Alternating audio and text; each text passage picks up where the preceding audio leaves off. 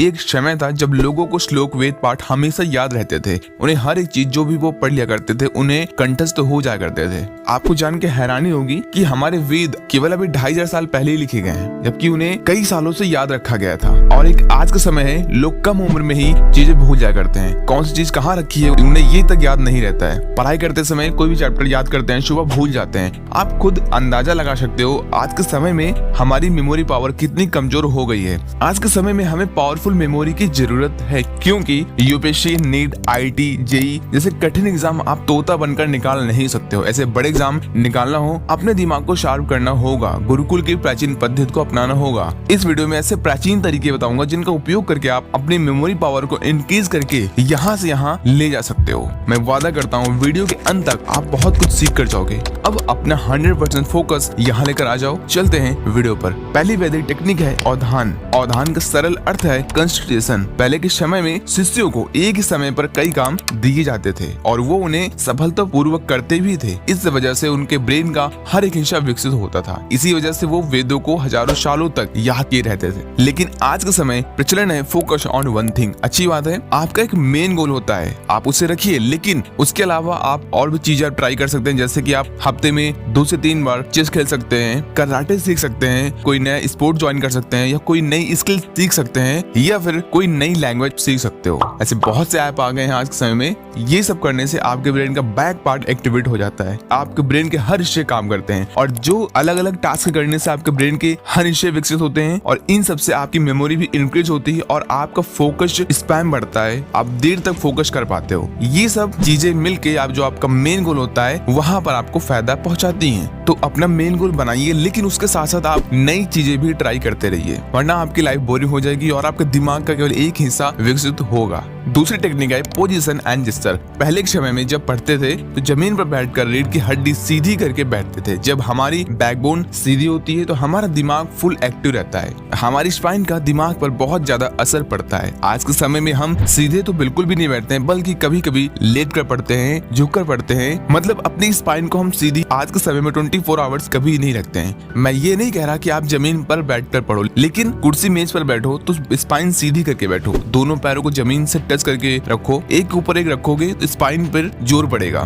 दूसरा है जेस्चर। एक होता है श्रुति, दूसरा होता है स्मृति। श्रुति मतलब सुनना, स्मृति मतलब याद करना। प्राचीन समय में और आज भी दक्षिण भारत में जब बच्चे पढ़ते हैं हैंड जेस्चर का यूज करके पढ़ते हैं। इससे कोई भी चीज जल्दी समझ आती है और हर एक चीज का हम एक पैटर्न बना लेते हैं। मैं आपको एक सिंपल एग्जांपल देता हूँ। जब हम आपस में बात कर रहे होते हैं तो समझाने के लिए हैंड जेस्चर की यूज करते हैं। इससे हमें समझाने में आसानी होती है और सामने वाले को समझने में आसानी होती है। इसी तरह से आप अपने पढ़ाई कुछ भी आपको याद करना हो तो आपको किसी को देख के नहीं करना है, आप खुद का भी कोई पैटर्न बना सकते हो। तो पढ़ाई या कुछ भी आपको करना हो जहाँ पर आपका दिमाग लग रहा हो, जहाँ पर आपकी मेमोरी पावर लग रही हो, उसको थोड़ा सा इंटरेस्टिंग करो, क्योंकि जो हमारा माइंड है वो इंटरेस्टिंग चीजों को जल्दी कैच करता है। जैसे कि जब मैं पढ़ता था मुझे कुछ याद करना होता था तो मैं उसको एक सिंगिंग के पैटर्न में चेंज करता था।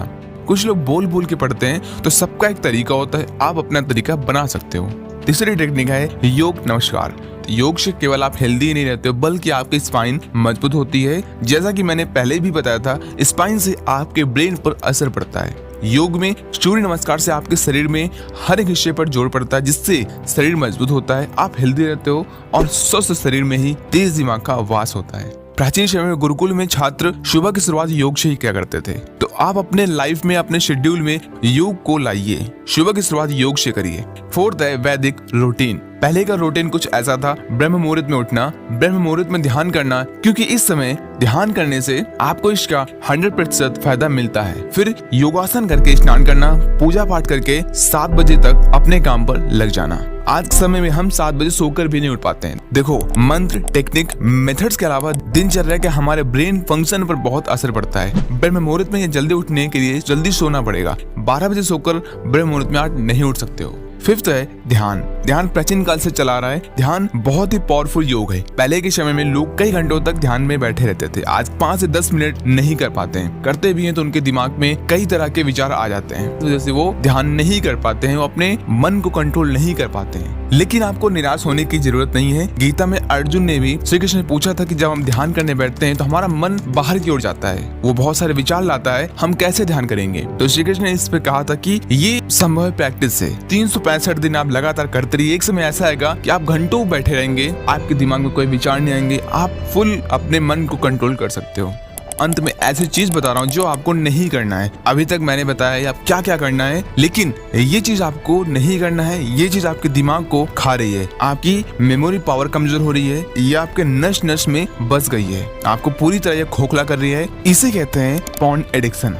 पहले के समय ये सब नहीं था, पहले के समय अश्लीलता नहीं थी, लोग अपने दिमाग में कचरा नहीं भरते थे। इसे आपको नहीं देखना है, ये आपको बर्बाद कर देगा। पढ़ाई करते समय आपके दिमाग में आएगा, ध्यान करते समय आपके दिमाग में आएगा, आपके विचारों में बस जाएगा। इस पर एक अलग से वीडियो बनाऊंगा। अभी इतना ही कहूंगा कि ये 5 मेथड्स फेल है इसके सामने। ये आपको अपना गुलाम बना लेगा और इसकी भूख कभी मिटती नहीं है। इसकी भूख मिटाने के चक्कर में आप मानसिक ढांचे बन जाओगे। इसको छोड़ने के केवल 2 उपाय हैं, या तो आप अपना कोई बहुत बड़ा गोल बनाइए और उसके पीछे जुनूनियत के साथ लग जाइए। दूसरा उपाय है भक्ति, किसी भी भगवान की भक्ति में आप लग जाइए। मिलते हैं अगली वीडियो में, अपना ध्यान रखिए, धन्यवाद।